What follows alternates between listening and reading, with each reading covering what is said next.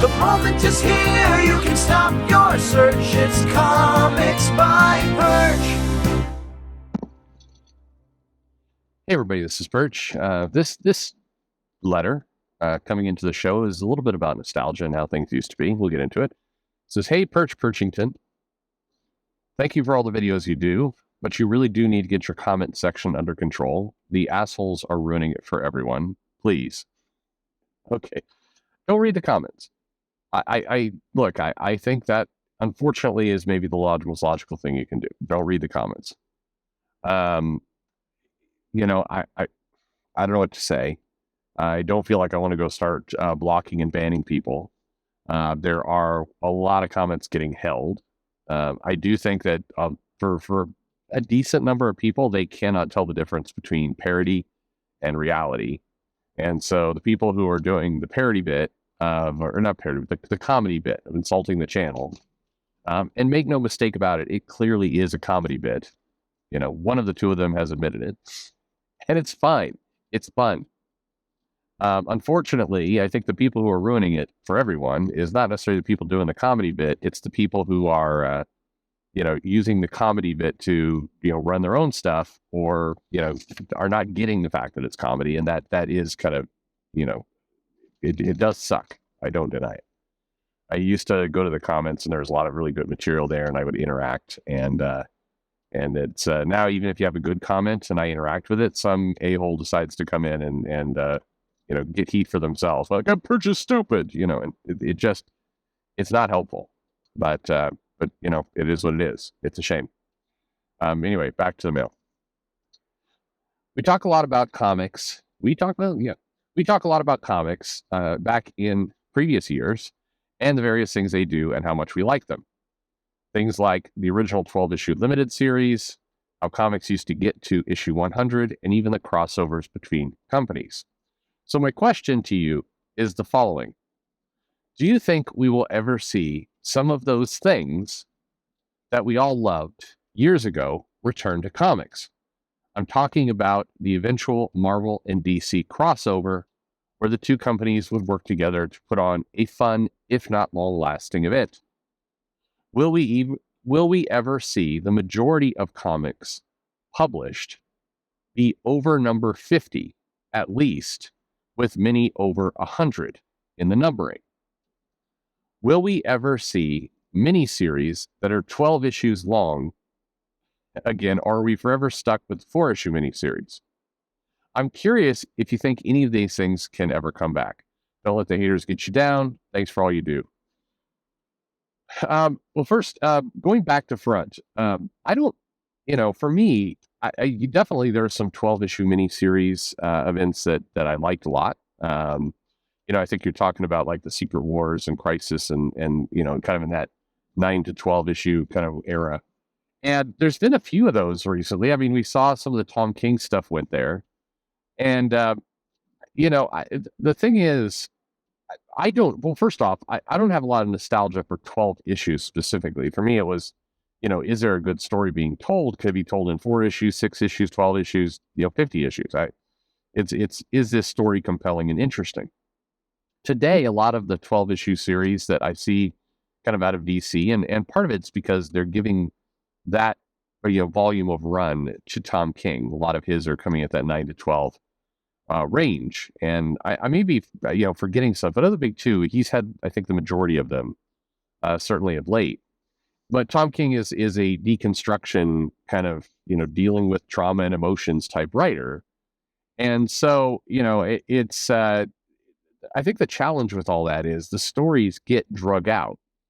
There's just not enough material in depression deconstruction, particularly when we've done it 100 times, to justify 12 issues. What happens is it winds up feeling super, super decompressed, and you just get a lot of it's dull is frankly the way to say it. And so that's I think the problem with with today. So I mean, if you suddenly start doing more 12-issue series in comics, but you kept the same kind of style of storytelling, I think I would hate that, or not hate it, just if you look at Crisis, if you look at Secret Wars, the thing that struck me about both of those issues and kind of other 12 issue things at the time is that they were 12 issues, but they were filled with action. There was a lot that went on. Secret Wars, even though it people, I whenever I hear a detractor, somebody who doesn't like Secret Wars as a comic, I'm always kind of confused, surprised. I mean, the biggest complaint people give about that series is that it's is there to sell toys. And yes, there was a toy tie-in, but I mean, you had Mike Zeck on art, you had Jim Shooter writing it, you had, if you read that story, you had kind of a lot of, the heroes over here, and then they're talking, a lot of character interaction. Like it wasn't like, it was one-dimensional writing. I'd argue that series and kind of the complexity of the story there was way more than what we get today. But anyway, the story is what counted, not the 12 issues. So sorry to get off on a side or get distracted by that, but I don't really long for the 12 issues, at least not like the other two things you mentioned. So absolutely, I would love to see us back to a day when comics are over issue 50 and some over 100, and that was the norm. And I mainly love that because it would indicate that comics were kind of stable. These stories were, basically having more complexity and more depth and more subplots and all that kind of stuff. So to me, it would the issue numbering would be good, but to me, it'd be an indicator of something else that was happening, which is some strength in the storytelling, some commitment to a creative team that's going to stay on the book for a long period of time. I mean, that'd be kind of the cool thing I'd like to see. And then the getting to issue 50 and all that would be a nice consequence of all that. I think that part would be pretty good. As for the any intercompany crossover, Marvel and DC doing an event together, well, I mean, the reality is, I think we won't see that. It's because both companies are far too attached to their movie divisions at this point. So, there's bigger business in what Marvel and DC are doing. And so as a result, they're not going to cross over into the movie business. That would create a massive amount of license and rights and all kinds of other issues. Just the complexity and the ability to do that would be insanely off the charts. So I think, what then has to be true is, you can do it in the comics. Comics have to forever be separated from it. It's put it this way. I think the ability to do that was always somewhat difficult in the past, and it's astronomically difficult now. Just impossibly difficult. So unfortunately I don't see that coming back. I think that's an impossibility, but then I think it raises an opportunity.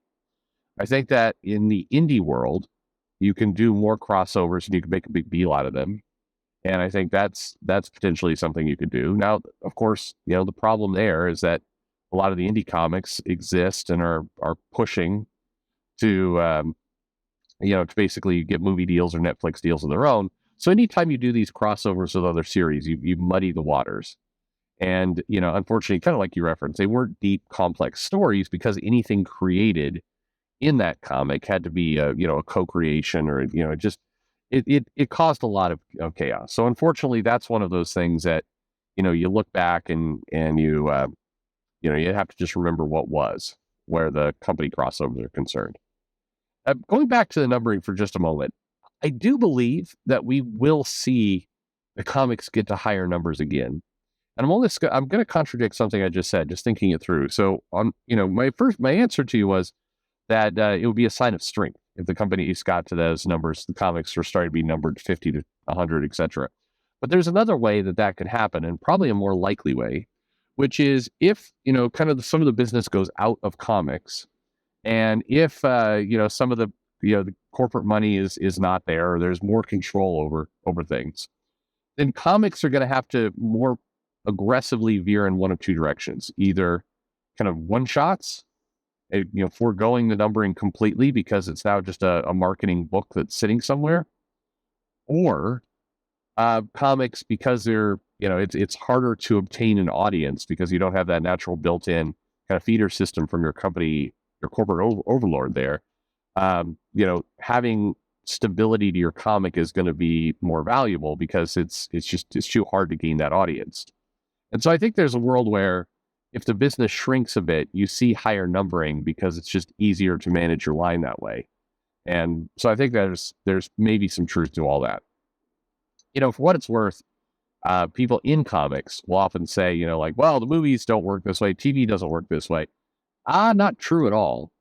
If you look at how kind of Netflix, the seasons, the streaming shows have gone, the value in a season 1, season 2, season 3, and the episode count and everything else is arguably a lot more valuable than it used to be. And what comics are doing with just a lot of kind of, start and stop limited series and renumbering and just starting over again with no sense of any of that is actually not a good analog to what's going on in movies. So, I'll just throw that out there. Anyway, thanks for the questions. It's there's a lot of what other kind of things would you like to see come back from the past? And I know talent. Yeah, okay. But what else? What other things are you missing that you wish would make a return, or do you think would make a return? Let me know in the comments below. Like and subscribe, of course, and thanks for listening.